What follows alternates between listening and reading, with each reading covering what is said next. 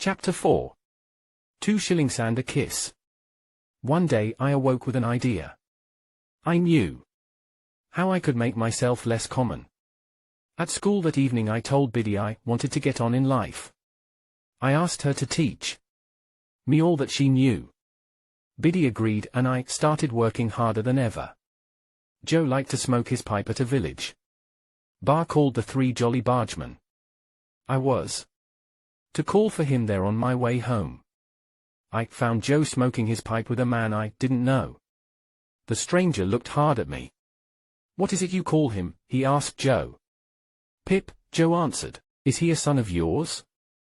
Joe told how I had come to live with him.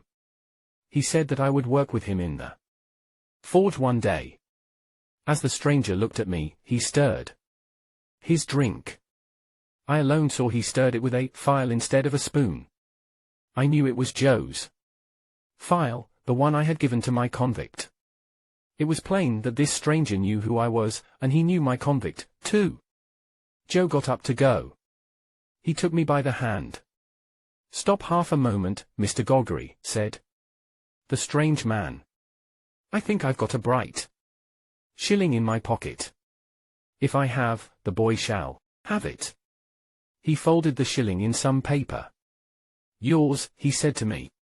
"Yours, alone." I thanked him and held tight to Joe. On the way home I could think of nothing but this odd meeting. Of course, my sister took the shilling.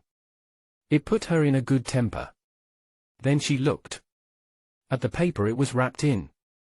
2 £1 notes, she cried out happily.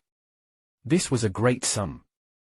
My sister put them in a teapot in the parlor. I had bad dreams that night. I saw the file coming at me, but I could not see who held it. I screamed myself awake. The day came for me to go back to Miss 2 shillings and a kiss Havisham's. Estella let me in when I rang. She took me to a room on the ground floor. There were others there, too. "Stand there, boy, until you are wanted," Estella said. The people in the room looked at me.